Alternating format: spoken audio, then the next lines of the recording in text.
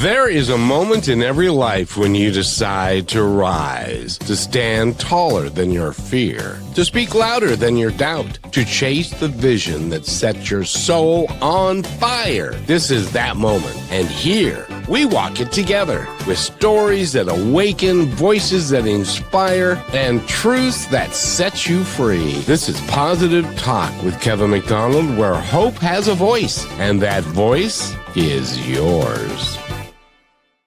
And today, for this episode, we are going to fly our way to Nebraska, and we are going to talk to an author and a artist and a speaker.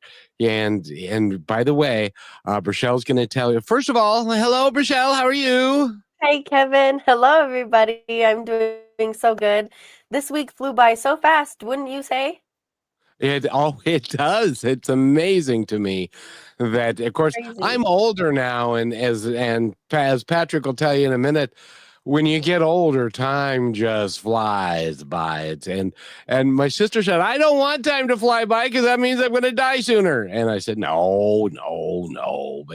But in any event, Brachelle is in Salt Lake City, and she's got a great background. I'm in Seattle, and Patrick is in Nebraska. And so tell us about his websites. Yes, so Patrick Williams has 3 websites, 2 of which are more artistic if you want to visit all of his art and see all that stuff, and one of which is more business. So if you want to connect with him personally, business related, it is patrickwilliams.com, if I'm correct. And then the other 2 are patrickwilliamsstaycreative.com and celebrationflowerpaintings.com. So welcome to be with us today, Patrick. How are you doing? I'm doing great, Brachelle. Thank you. Of course. It's awesome to have you here. Tell us about your artistic bent. Where did that come from? Did you start off that way, or did you figure that out as you came along in life? I started it out that way. As far back as I can remember, I was making things, doodling and making drawings and little watercolors. And my mom had a penchant to save things. So I have a little watercolor from when I was 2 or 3 years old. So it goes way back. And then in school, I was the kid in class who, whenever we needed a project for some kind of drawing to be put on it, everybody looked my way, and I would make the drawing. So it just stuck with me. Oh, that's very cool. And so now you are a professional artist. You actually lived in. We talked about this before. You lived in a live-in studio, first one of its kind in the area on Capitol Hill in Seattle. Yes, legal live-in. There were lots of live-in studios in Seattle, but they weren't legal. So I was lucky enough to be in one that was completely all right to live there. And you also have got a business, and it is called Satori Innovation. And I would like to talk to you about that a little bit as well. Now, some people don't know what the word Satori means. Could you explain what Satori means to our audience? Glad to. Satori is a Japanese word meaning sudden awakening. So it's the proverbial aha moment when we come up with an idea to solve some issue, a math problem or a problem in your business. That's a Satori moment. And in Japanese, it was related more often to meditation and Zen Buddhism, but anybody and everybody can have a Satori moment. And so my business name is Satori Innovation, which links the aha moment that comes from creativity into business innovation. And what kind of business innovations are you doing? Good question. I work with people, assisting them in restoring their own inner creativity. So when lots of times people are blocked with respect to coming up with new ideas, they get stuck. They want to do innovation. Every business is interested in innovation, but rarely are people prepared to get to their creativity in a natural way, except if they're still 4 or 5 years old.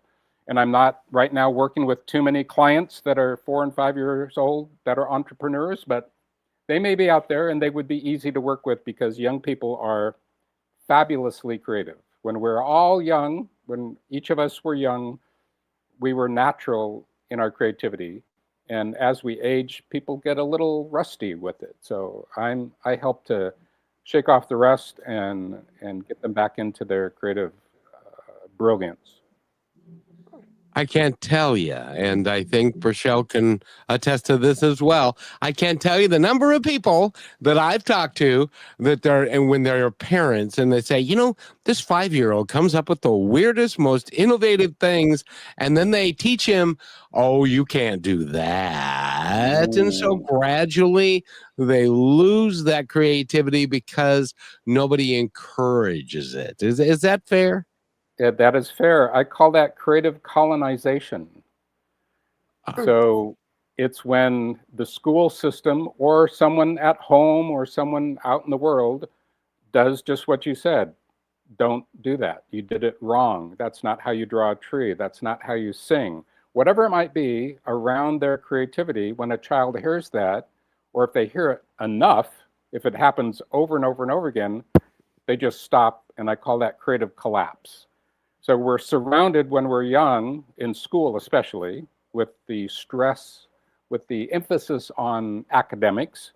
I love academics, but there needs to be a balance with creativity, imagination, and play, because that's actually how children learn with respect to their academics. So if you're cutting off their play, imagination, and their creativity, then you're actually stifling how much they can learn in their academic world. So I stress the importance of play, imagination, and creativity, because that's what leads us to a healthier ability to learn. And Rochelle, when you were in school, did you manage to evade that? Because you seem to be a very creative young person. Yes, and it usually led to trouble. I was that kid, because I got bored. Yeah. And my brain wanted to think and do and play and be creative. And usually it was, focus and do this and hold still and don't move and Rochelle, be quiet. So yes, I kind of got the rough end of that. But when you work with people, does it depend on the business or the creativeness they're trying to be back in touch with and how you work with them? Or do you kind of guide everybody the exact same way in the beginning? Everybody's different. We all have a different process that we lived inside of our creativity when we were small, and that is different with each individual. So there are exercises that I do with folks that allow them to relax, and it begins the process of them understanding that they're still creative and that they actually can reconnect with that. So I do breathing exercises, I do walking exercises, I do an exercise of push hands that is from Chinese martial arts that allows them to start to get into their body, start to relax, releases the tension. So those are all ways in which the beginning process of restoring their creativity can happen. So it's somewhat similar with everybody, but once we get to the point where they're starting to contemplate what they were interested in when they were children. So one of the important parts is that I'm not trying to get people to be artistic with respect to creativity. If that happens, that's great. I'm interested in getting them connected to their creativity rather than starting to make paintings. So I don't go into groups with entrepreneurs or business folks or whomever it might be and try to teach them how to paint, or try to I don't know how to play guitar, or try to teach them how to play guitar. So those are things that would be great if that spark ignites inside them and says, oh my gosh, when Right. I was 8 years old, I love playing the guitar. I'm going to get back into that. That's awesome. But what I'm interested in is how they connect to the feeling of being creative and then apply that to, let's say they're trying to design a new widget for their business. Well, they've been stuck for weeks, months, years maybe, in trying to design this new widget. As they get more into their creativity, then they will relax their chatter in their mind, so they can start to be aware of interconnections that they weren't noticing before. So that's just a little kernel of how folks can get back into their creative innate abilities. Very good. Patrick, what is the difference between creativity and innovation? That's a super great question, and I'm not sure if there's actually an answer. I see it as very close, but businesses see it in a very, very distinct way, and they have it mapped out in a very concrete sort of way, where they have these steps of innovation, which makes sense with let's use the widget as the example. It makes sense that they have these steps of coming up with the idea of the widget, designing the widget, making a prototype of the widget, all these other steps, or there may be 7, there may be 8, I don't know how many people come up with. But it's that very first one that they assign to a meeting next Wednesday. We're going to innovate the widget. Well, that's not going to work, because they're not used to innovating. They're not used to being creative. People like that can't schedule an innovation. Let's say I'm going to come up with a completely new painting next Wednesday. Well, I have an advantage because I'm being creative every day between now and next Wednesday. And I've been creating for 55 years. So my whole psyche and my whole being is ready to create.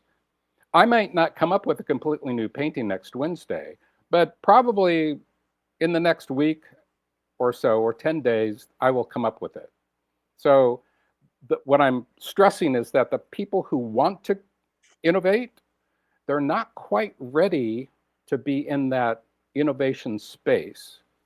You can't force it if you've never been there. So I attempt to get people acclimated to being in that space, because it is a space. I'm sitting in my studio right now. It is a place of innovation and creativity. Everything about it is set up for me to be creative. Everywhere you look, it's, in a way messy, but it is filled with the vibration of me being creative. The business folks, they have no space like that. They may have a little poster on the wall that has something inspiring, from an artist or an inventor, but that doesn't do it. That we need more than that. We need to bring in things that have special qualities to us. I invite people to make I'm not even sure. I've called it an altar, but that kind of confuses people. So to make an area of your desk or your office that it might have a poster, it might have a print of a piece of art, it might have a little sculpture that's a reproduction of a sculpture that you like, but it has objects. Bring something from home that connects you to something that feels creative. On a walk, I have little things in my pocket that I just pick up and I keep with me, and I kind of rotate them through. They're marbles and stones. I did it when I was 4 and 5 years old, right? But that puts me in the space of being creative. Does that make sense? Oh, it makes total sense. As a matter of fact, Rochelle one time. And by the way, do some of your now before we get into that, I need to take our first break. But Hey, when we come back, I'm going to ask Rochelle because she loves to walk in the forest, and she was talking about on Greatest Vibes Unplugged. She was talking about taking people into the forest and children picking up bugs and rocks, and I'll have her explain all that and then down the road I also want to talk about, can creativity come from another source outside of yourself, that then because musicians have it, authors have it, um, um, artists have it, where they are inspired and it causes the creativity to come to them. And I would love to talk about both of those things when we come back. This is just 40 seconds, and we'll be right back. And by the way, this is something we created.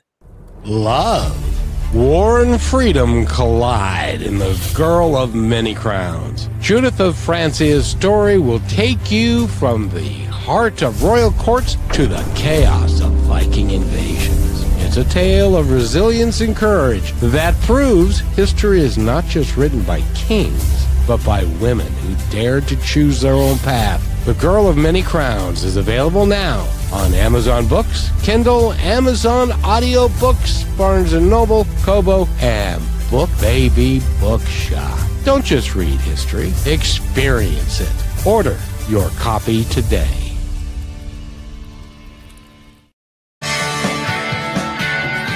And welcome back to Positive Talk with Kevin McDonald and Rochelle, and Patrick Williams is here. He is a very talented artist. He is a speaker, and he also helps people regain their childhood and their creativity that they lost at 5 because they were supposed to sit down in a classroom and be quiet. And there are 30 kids, and that's the only way a teacher could manage it if they all did the same exact thing. Well, Rochelle, what she loves to do, she's got some teenagers that she has around her, and she takes them into the woods, and that inspires their creativity. Well, I'll let Rochelle tell it. Why do you take people into the woods? Yeah, it's funny because it, just like you said, Patrick, that's why I asked if it was specific, because in school they tend, we're sheep. We're all the same. Each kid has to meet certain standard at a certain level, and this and this and that by a certain age. And we're kind of expected to do that the rest of our lives too, when we get jobs and as parents and whatever we end up doing. And when you take somebody out of that, it forces them to come back into themselves. And so I get to see lots of different reactions. Some people will just find a rock and they just sit. For me, I like to be in the water. A lot of people will put their hands in the water. I just imagine it taking all of my energy away, or the collecting, the appreciation of the little things that are around us continuously, that all of a sudden we're paying attention to, the colors of the leaves and the sound of the wind and the birds and the bees, and it grounds you to make you have to interact with yourself. And I think that it's crazy because everybody does it in a certain way, right? Just like how you said, the creativity part of it isn't specific. Not everybody's going to want to play the guitar in the mountains or do whatever. I've spent lots of time singing in the mountains or dancing. And it just kind of puts you in a place to where you are maybe, like you said, you're not forced to come to a place of that creativity, but it's calm down enough for you to be there and to see and to feel the way you usually just don't. Exactly. Well said. Thank you. It's very complicated because it gets so specific. It does, yeah. Well, and the interesting thing is, Patrick, and help me with this because I've seen it in Rochelle, and I know this to be true. At least I believe this to be true. That when you are in an environment like that, it's almost like a meditative experience, and your mind can open up and can see and can feel things that you wouldn't otherwise do when you're in your cubicle at work, because in your cubicle at work is a little box, and that's all you get is a phone and maybe a computer. So is that an important piece to regaining your creativity? Absolutely. There's most of the great artists that we know had a daily walking practice. If Beethoven, Einstein played the violin, they either coupled walking outside in nature, or as in a park if they were in a large city, or they had a creative process, playing the violin or playing the piano, whatever it might be. Even if they're not, obviously Einstein's not related to any of the arts, he was a physicist. So the scientist often in the past, and it happens now, if you ask a bunch of people who are doing important work in the sciences or mathematics, they probably have a artistic, not hobby, it's more than a hobby, but it's how they reconnect with an inner process with themselves. And that's exactly what nature does also. Nature has the benefit of grounding us in a literal way. There's a term called grounding, that when you take your shoes and socks off and you put them in the grass, or what does everybody do when they get to the beach? They take their shoes off and put their feet in the wet or the dry sand. The wet sand is the best. So it balances just like we have grounding wires for our houses. So the extra, if there's a electrical discharge, it can go into the ground rather than someplace else in the house where it shouldn't go. We need that too. We need to be grounded. So it balances, literally it balances our electrons in our body. So they're not building up too much in our body. That's part of what nature does. That's why we feel one of the reasons why we feel so good in nature is that we're rebalancing our body on an electric field charge system. So when we go out into nature, it's giving us a tremendous amount, and many people have these practices, I call them, with a capital P, not a lower. We practice things, but there are practices in our life that I have and that I encourage people to have. One of my practices is journaling. I journal every morning, and in the journal, the first thing I do in the journal in the morning is a morning meditation drawing, and that wasn't today. That was today. So I post those on Instagram. So, and I have 3,000 of those plus. I don't know how many, over 3,000. But that is a meditation. That's a practice with a capital P that puts me in space, just like forest or the woods or the beach or whatever nature that you're in, puts you in an environment that gives you a lot of awareness, both introspection and outerspection. So it is, we need that, all of us, and it just helps us as a human being, but it can also help us with our creativity. Patrick, I have talked to many authors and many poets and musicians and artists, and I say, where did you come up with that? And they'll say, I don't know. It just came to me. And I know that happens. How does that happen? And is that from another source? Is that from, I know that you are also a martial artist, and you've done a lot of things as far as meditative practices and things like that. Where do some of these, as an example, Paul McCartney wrote Yesterday because of a dream. Totally. And it just appeared to him in the dream. Or Let It Be, because his mother came to him in a dream, Mother Mary. And where does that come from? That's a great question. Wants to know. Yeah. for sure. I think everybody wants to know. It does. It's part of the mystery. However, and well, I think we need to be careful also of how we bring things to us. That there are influences that aren't necessarily positive. So it's important to be open for inspiration to happen, and we don't know where it comes from. I tend to think of it as divine when it feels that way. And then sometimes when thoughts come in, we may have a weird thought that we need to be protective of. That was strange. Why did I think that? That's a kind of inspiration that we can ignore. We just need to be discerning with our inspiration when we have an idea. If I have an idea for a painting, I contemplate it for a while, and then I decide, you know what? I'm going to follow that.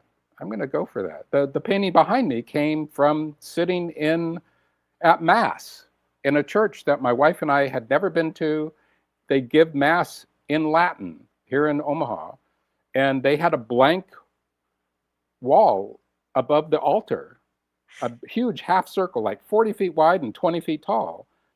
And so I thought, oh my God, that space needs a painting.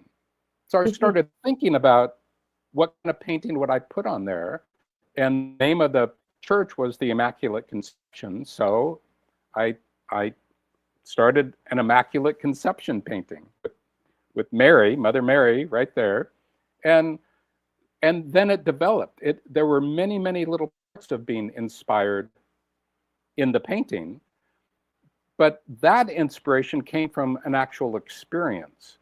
But what you're talking about is when we just have a sudden idea, like Satori, that I don't know where it comes from. Would It's it a be fair to blessing. say that it has something to do with okay, so I have to say this, when I take people into a nature space, whether they have more movement, which is usually, they're not the type of person to sit down and do a painting, or the people that do sit and they're more calm. No matter what, all people, no matter what they're doing, their intuition grows stronger.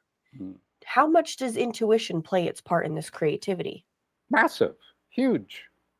And that's what children do.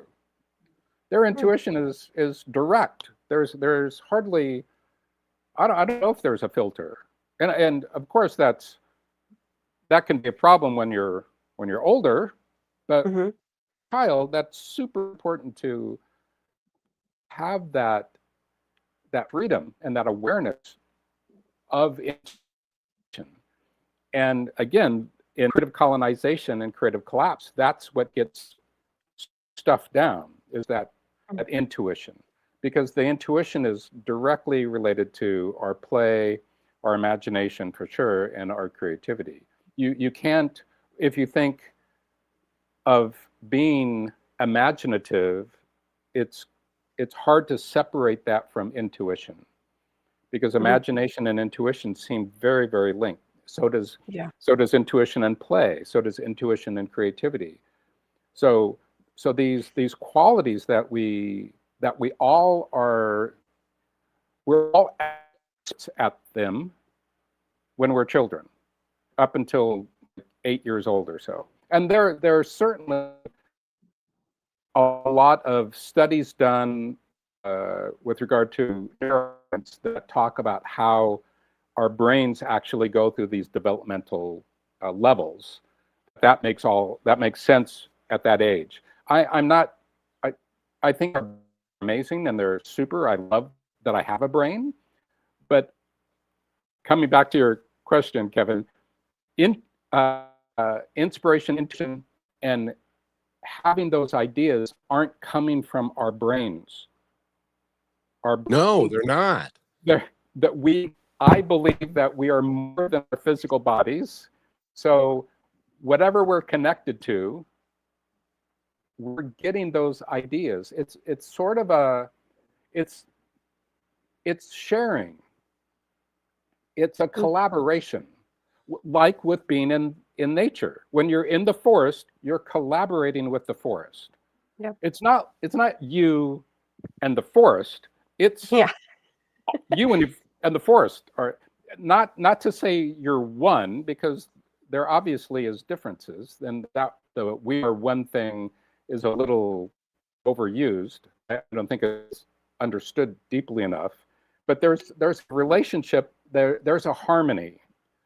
If it's music, if the forest is a kind of music and I'm a kind of music, in the forest, I'm able to slowly become in harmony with the forest's music.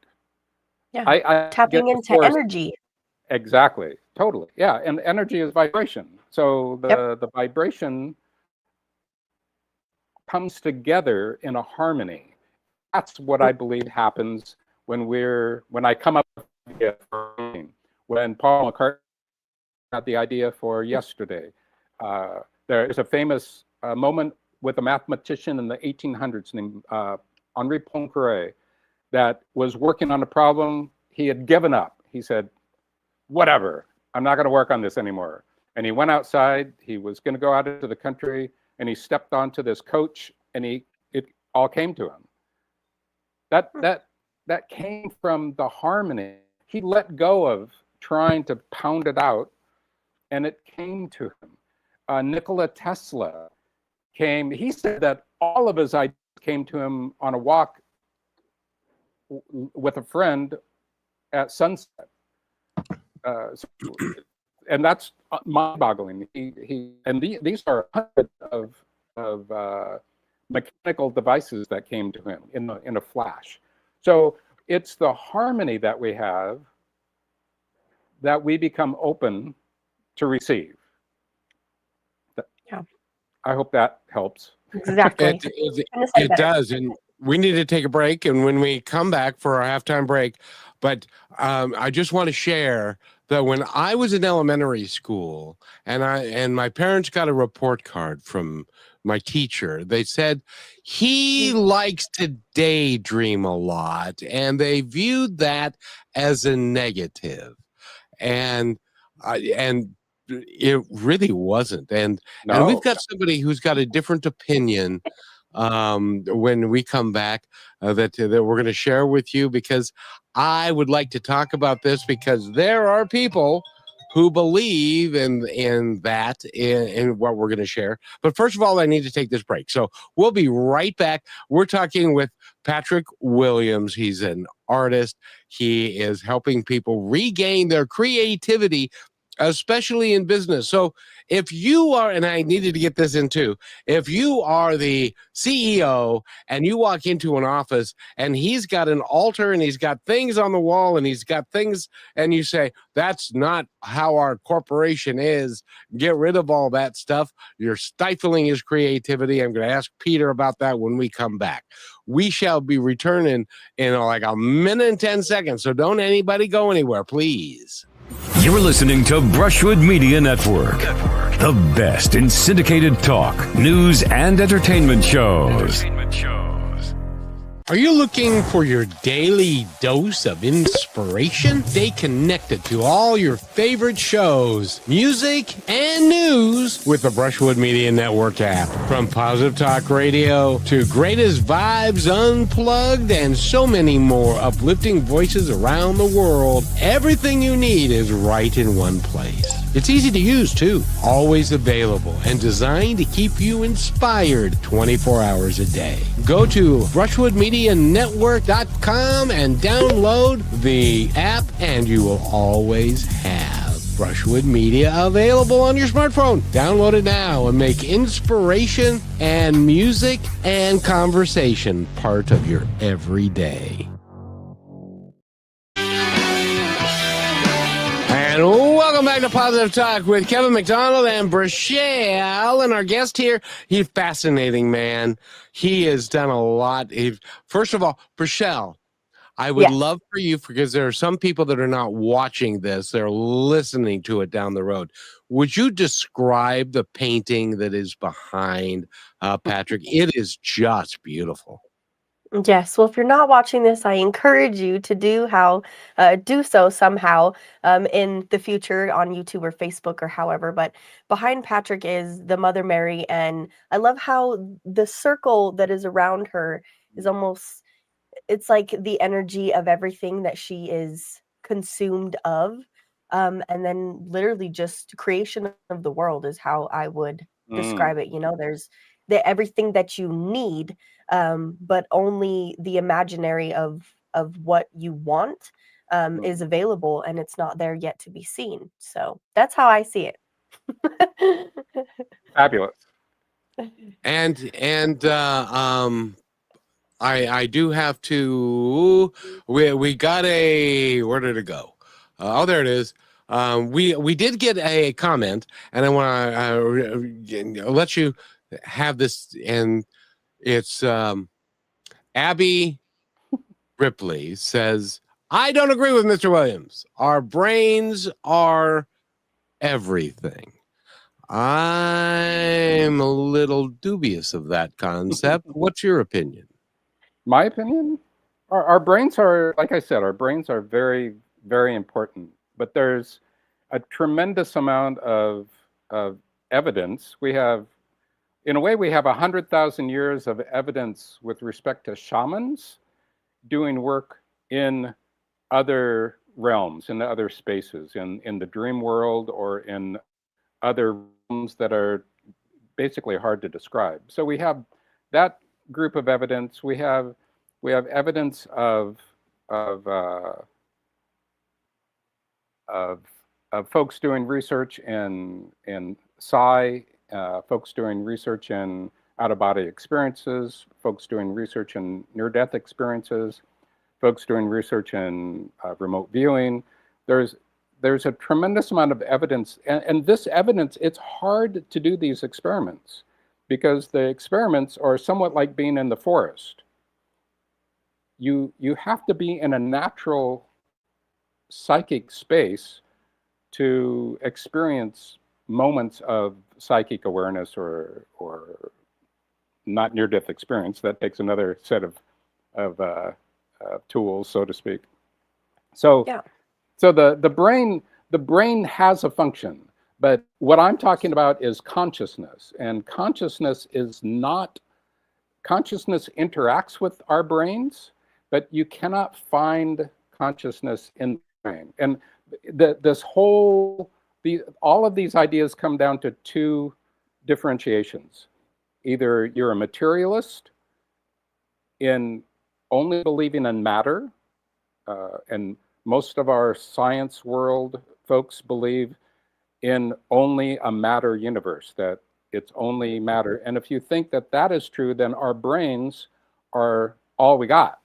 And somehow consciousness came out of those physical reactions. And there's nobody that has been able to show how matter can animate into consciousness. So there are people who are materialists and people who believe in God or the divine or something more higher than we are, and not only physical. So I can say, here are all these studies, and someone else can say, well, these other studies exist. But if you think that only matter exists, then you're not going to allow yourself to be aware of consciousness not being dependent on the brain. Yeah. I hope that Can I even take it one step further, Kevin? Sure. Yeah. Just to say, like, if you think about it, that our bodies are a function, they're a physical function, and your brain is a critical tool, obviously. But we still have emotions, and the brain isn't necessarily based on that. But if you think of it more as our soul, and having a vessel as the physical, then the brain is more of, you think of as a tool that, yes, can help you. I mean, if you tell your brain what you think is true, then you're right at all given times, because that's the only function of a brain.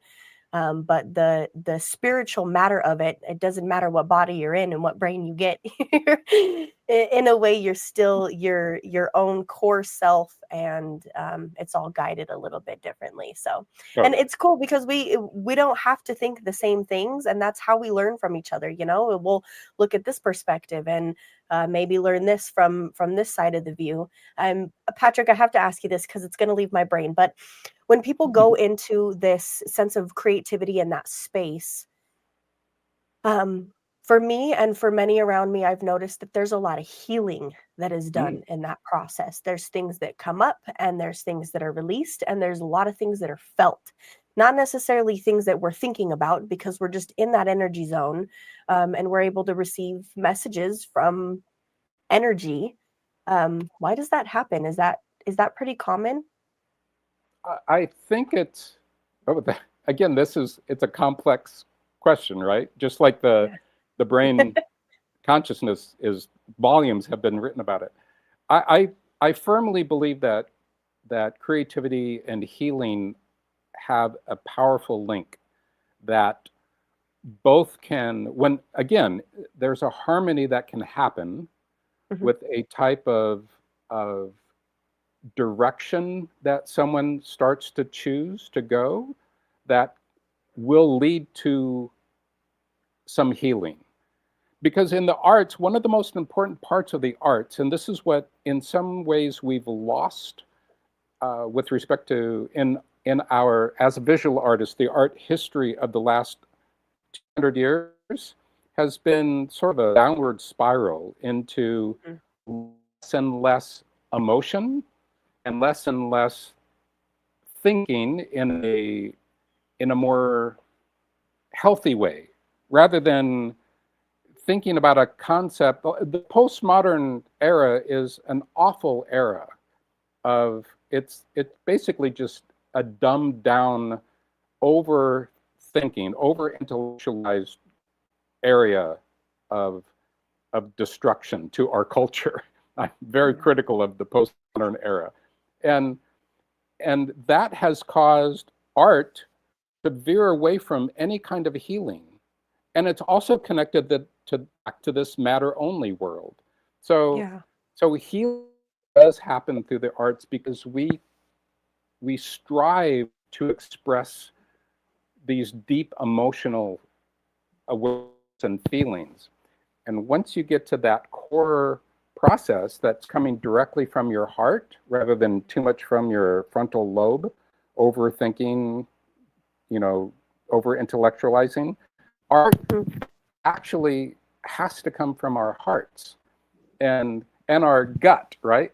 And both of those have recently been found to have, there are neurons in our hearts and in our intestinal system. We actually have brain cells in those two areas. Yep. So it expands this idea of consciousness and brain.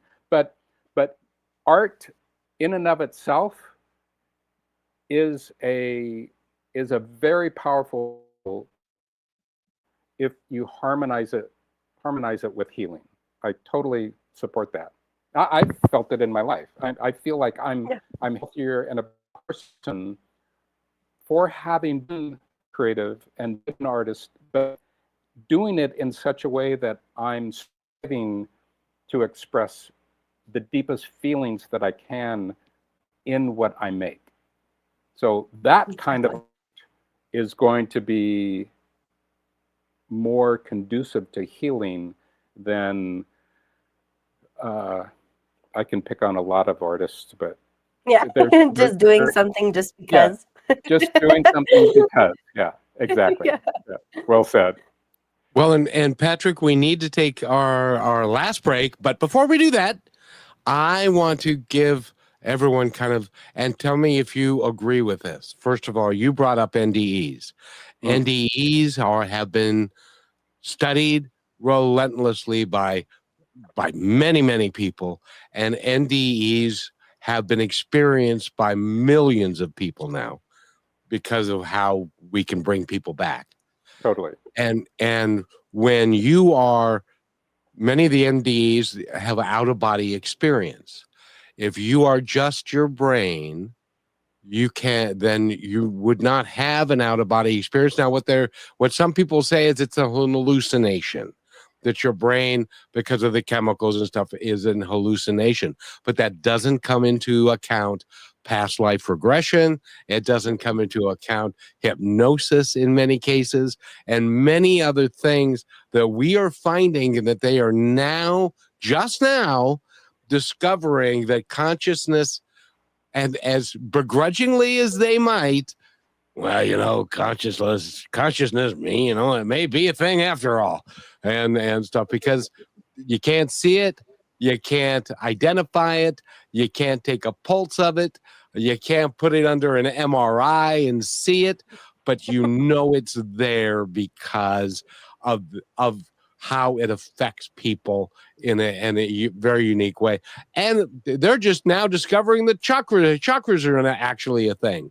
And energy, and Tesla proved it, Einstein proved it, and now scientists are just getting into it. We need, and correct me, did I misstate any of that, young man? No, that was great. Well said. I totally agree. I would say what I would add is that the people who are saying it's a hallucination, they are actually inside of a hallucination, not believing that consciousness can leave the body. So they're the ones hallucinating, not the. There's some food for thought. Not the near-death folks. That is brilliant, young man. Simply brilliant. Well, and we need to take this quick break, and we'll be right back. You're listening to Positive Talk with Rochelle and me and Patrick Williams. And I got to tell you, I'm having a great time with this conversation. I hope it's helping people think a little bit deeper about our existence here on Earth and elsewhere. By the way, we'll be right back. Here's another point to ponder by Positive Talk Radio. A woman spent years hating the reflection in her mirror. One day, she whispered, "I am enough." Day by day, her reflection became her friend. Self-love begins with the words you tell yourself. Speak gently, because you are listening. This is brought to you by Positive Talk Radio, where stories of hope come alive. Here's another point to ponder by Positive Talk Radio. After the longest night, the sun rose again. It painted the sky with colors no one had seen before. That's how life works. Darkness never lasts forever. No matter how long the night feels, your sunrise will come. Hold on. Light always finds its way back. You're listening to Positive Talk Radio, where stories of hope live. And welcome back to Positive Talk with Kevin McDonald and with Patrick Williams and Rochelle. And apparently, Abby Ripley has decided he wants to chime in a little bit more. So I think that we should talk and mention and kind of talk with him about this. And Rochelle, would you like to read this? Yes. Abby is saying what Mr. Williams is talking about now is not untrue. However, our brains are at some point a reciprocal for consciousness when we need to live to experience our surroundings. Kevin, do you want to pop up the other one too? And she said, neuroscientists are learning that our brain functions on a metaphysical level are more than what we thought or realized through scientific investigations, which is all true. And what it makes me think of is like, maybe some things don't have a brain, but they still work through energy, right? Like if let's say a tree grows and it survives and it lives and it they've proven that now even in nature there's some sort of tie to a consciousness, but they don't technically have a brain or other things that are able to work through energy, like as Einstein was called insane for figuring out, well, you can make something work and something can produce and thrive and live without having a physical brain. And I think really what kind of, she tied it together when she said she has had an out-of-body experience, but her brain went with her. And I think that maybe even depends on the person, but between the difference of necessarily a brain and the consciousness. There's a neuroscience in everything that is alive. And we can choose to look at it from many other angles, but that itself we really can't deny. Would that be fair to say? Totally, totally. And I love to. As you were talking, I was trying to connect I almost have the doctor's name, but he's a neurosurgeon, and he references a case in particular of a doctor that I don't think I'm going to remember his name, but he studied folks with both encephalitis and hyperencephalitis. I think I may be saying that correctly, I'm not sure. But these are folks that have just a millimeter or two of brain that is on the inner surface of their skull. So we're talking 1 to 2 millimeters of gray matter. And the rest of their cavity is full of our spinal fluid. And this doctor studied several of these folks. Most of them obviously are severely retarded, barely functional. But there are a select few that go on and live normal lives. One in particular that he notes had a master's in mathematics and taught math at a college level. And they had just 2 or 3 millimeters of brain material inside their skull. So the brain is not, they had brain stem, of course, to do a lot of the functions of their body. But the thinking part, what we call our cerebral cortex, wasn't there. Just a little tiny film of it. Agor, I think, is the doctor's name. I'll think of it maybe. I'll get back to you. I'll send you an email with this doctor's name. So he's Engor, E-N-G-O-R. Michael Engor is his name, and he's a doctor, a neurosurgeon. He's done brain surgeries for years. He's written a recent book. I can't remember the book. I've read so many books. They kind of come in and they stack up and then they fall over, and I can't remember them anymore. Well, Kevin, it makes me think, remember the other day we had something come up and we were talking about someone who remembered and could feel and sense and everything, an experience they had when they were brain dead. The brain was not, it was not on, it was not working, it was not functional, they were not there, but they had an experience. And I think that's where it's crazy, because some people, I mean, however we think about it, we can take our brain with us depending on how we think of consciousness. Because if the brain isn't working, then how is that possible? Right. I think we take our consciousness with us rather than our brain. Yes.